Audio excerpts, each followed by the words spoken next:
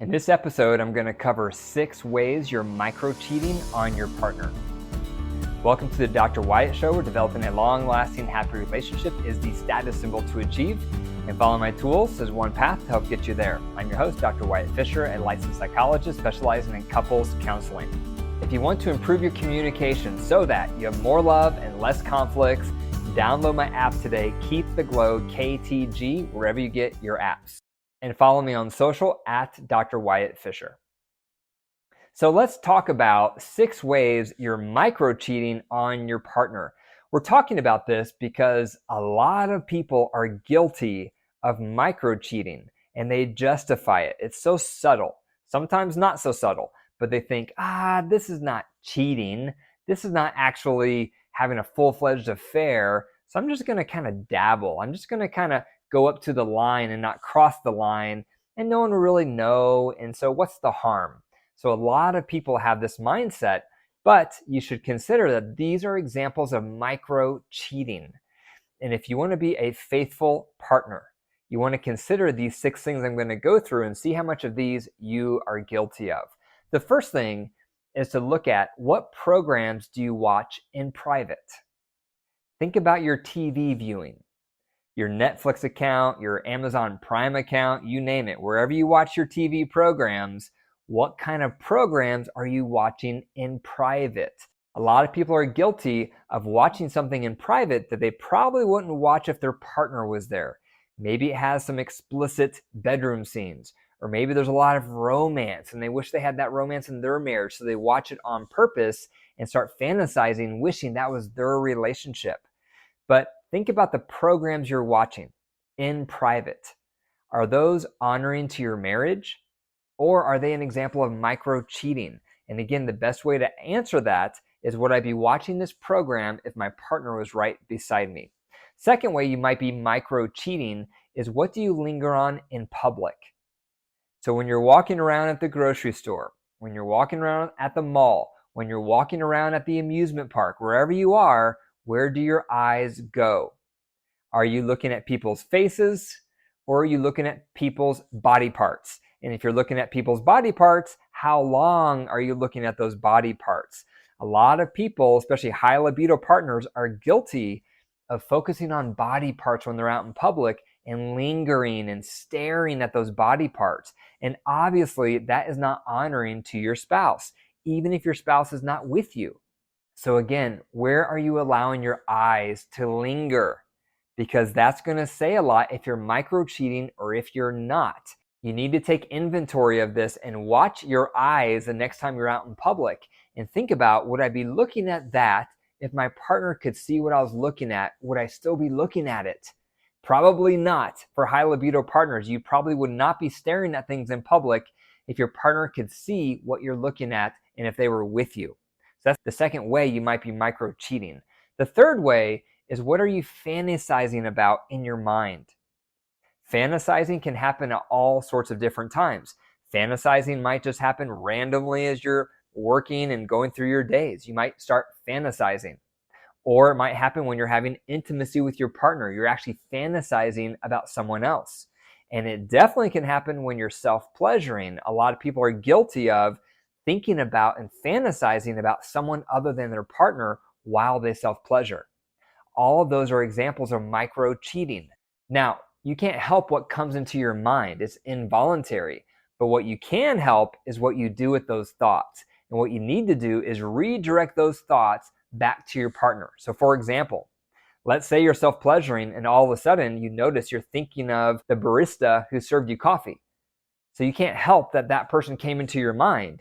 What you can do, though, is redirect your thoughts over to your partner, so you're practicing mental fidelity. So how faithful are you in your fantasies? The fourth way that you might be micro-cheating is, what pictures do you linger on online? So the algorithms are built to keep showing you more of what you look at longer.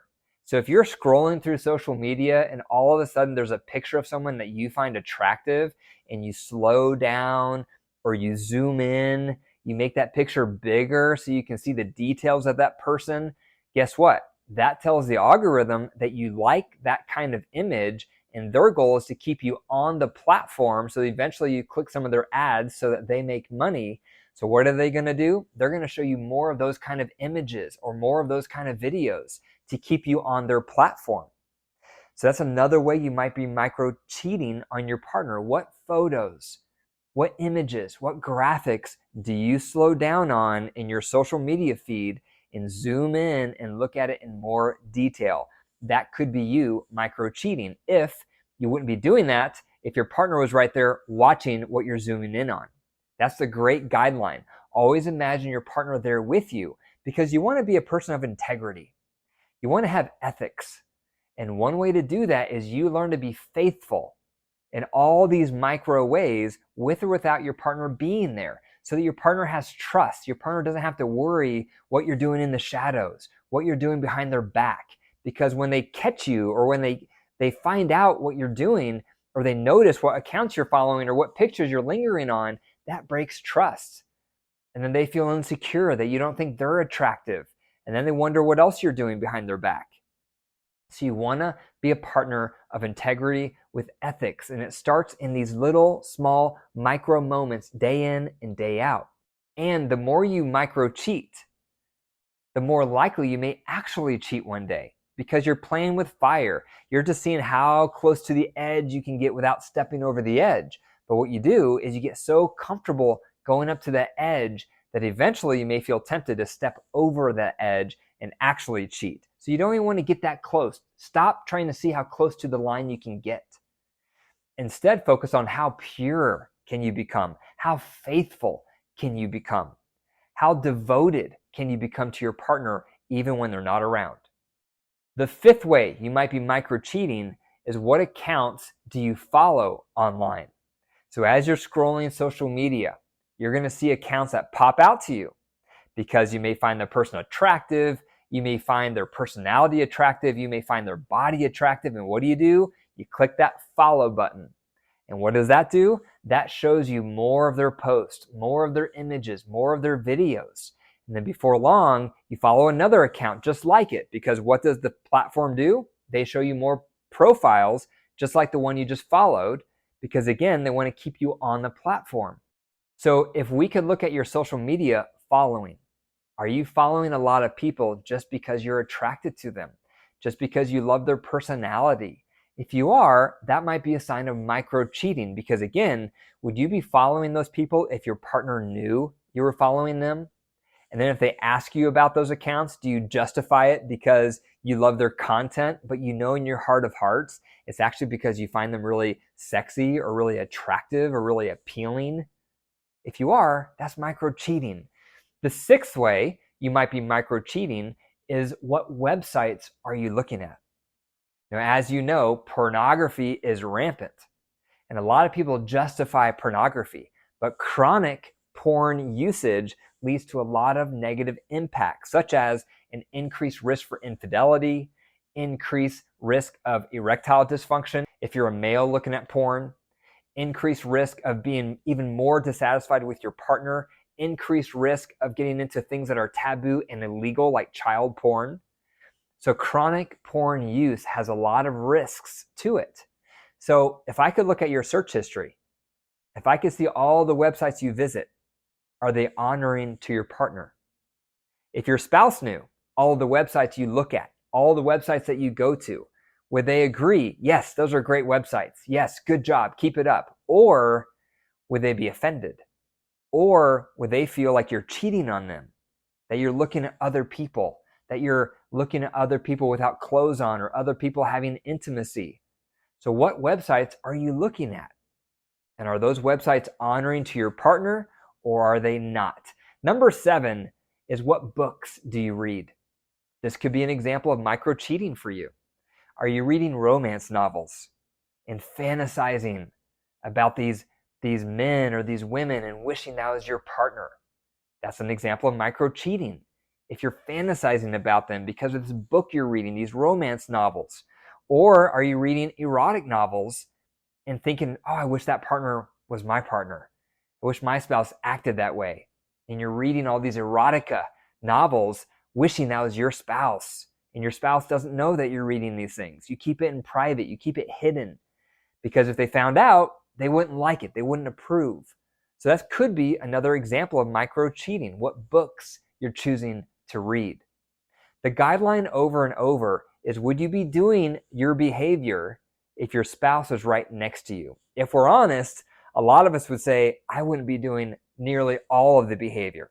I wouldn't be doing a lot of the behavior if I knew my spouse was right there watching me. And that's the sign of integrity. You do the right thing even when your spouse is not around. That's how you build trust. That's how you build integrity. That's how you become a person of character. Now, having said all that, if you're in a relationship and you're desiring more romance, you're desiring more emotional intimacy, you're desiring more sexual connection and chemistry, if you're desiring those things, that's natural, that's normal. There's probably not enough of it in your own marriage, but don't start seeking it out somewhere else through these examples of micro cheating. Instead, you need to turn to your partner and work through the blocks with your spouse. If you need more emotional intimacy and connection, work through the block for that in your own marriage. If you want more sexual connection and intimacy, work through the block to that in your own marriage. Stop outsourcing. Stop dabbling. Stop micro cheating. And instead turn to your spouse. That's the person who used to meet your needs. That's why you fell in love with them.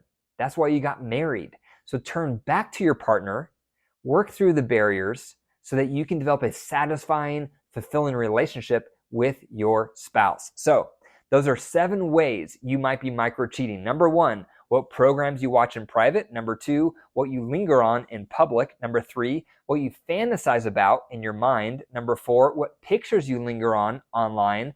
Number 5, what accounts you follow online. Number 6, what websites you look at. And number 7, what books you read.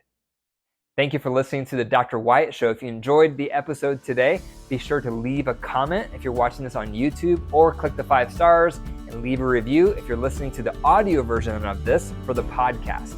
Also, be sure to go to my website, drwyattfisher.com/pages/freebies for my free PDF on this episode so you can download it and discuss it further with your partner. Also, be sure to call me 24/7, leave a voicemail with your marriage questions, and then I'll respond back to your question on the next Tuesday episode. The number to call is 303-578-0618. And remember, your marriage is alive. If you care for it and nurture it, it will grow.